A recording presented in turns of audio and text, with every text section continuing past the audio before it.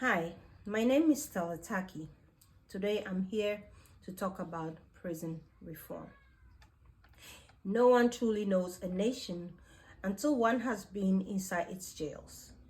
A nation should not be judged by how it treats its highest, but its lowest ones too. This is by Nelson Mandela. Today, I want to talk about the importance of changing our prisons because our current system isn't solving the problem behind the crime. If we focus on helping people get better instead of just punishing them, we can make our community a safer and happier place for everyone. I'm here to advocate for rehabilitation over punishment in our prison system. By prioritizing rehabilitation programs in prisons, such as job training, education, and mental health services, we can provide inmates with tools they need to re-enter society as productive, learning, abiding citizens. This approach has been proven to lower recidivism rates, which leads to a safer society for everyone. A lot of prisoners have mental health problems that don't get the help they need. By giving them proper mental health care, we tackle the reason behind.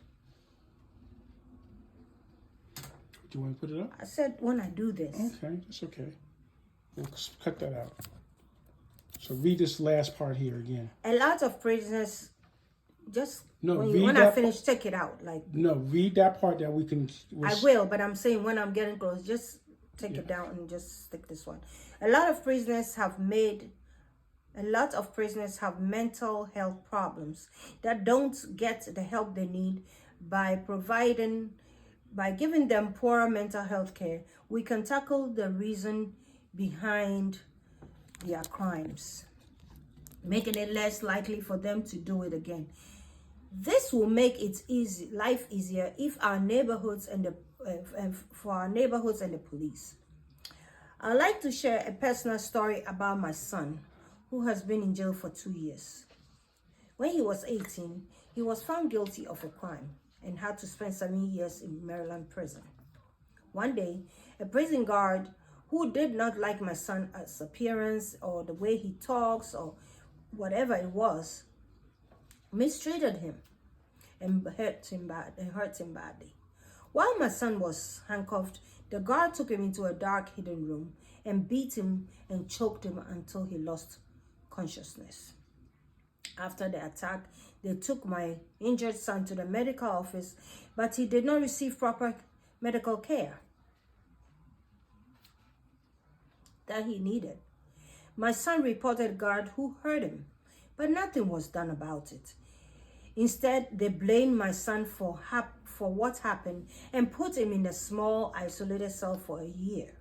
He was locked in a 6x6 room for 23 hours a day, only allowed 1 hour a day to take a shower.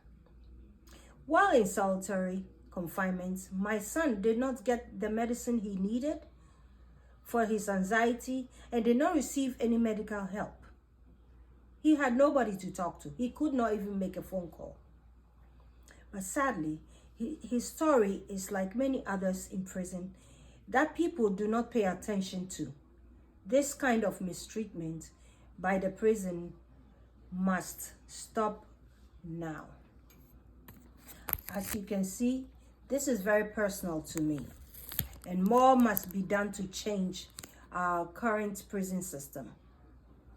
Despite their incarceration, prisoners ought to be treated with dignity and respect that every human being deserves. To bring about meaningful reform, I propose the following measures to be implemented within the prison systems. Education and job training. Provide inmates with access to quality education and job training programs, preparing them for successful regeneration into society and reducing recidivism. Mental health care. Improve mental health care services within prisons. Ensure inmates receive proper treatment, counseling, and support to address any underlying issues. Rehabilitation focused approach. Shift the focus of prisons from punishment to rehabilitation and emphasize personal growth, skill development, and positive behavior change. Make guards accountable for their actions. Establish an outside governing body to monitor all prison activities to ensure and oversee that the inmates are treated fairly.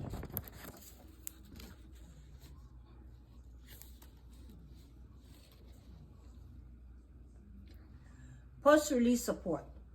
Establish programs and resources to help former inmates get into or regenerate into society, including a job placement, services, housing assistance, and counseling. So, in conclusion to my speech, it's clear that the way we handle the crime now isn't helping prisoners in the long run. If we concentrate on helping them get better and learn from their mistakes, we can build a society where people who messed up can heal, grow, and make our communities better. It's time to support changes in the prisons for a safer and fairer, more successful future. Let's work together to make these improvements for everybody's good, because some of them in there are going to be our future. Thank you.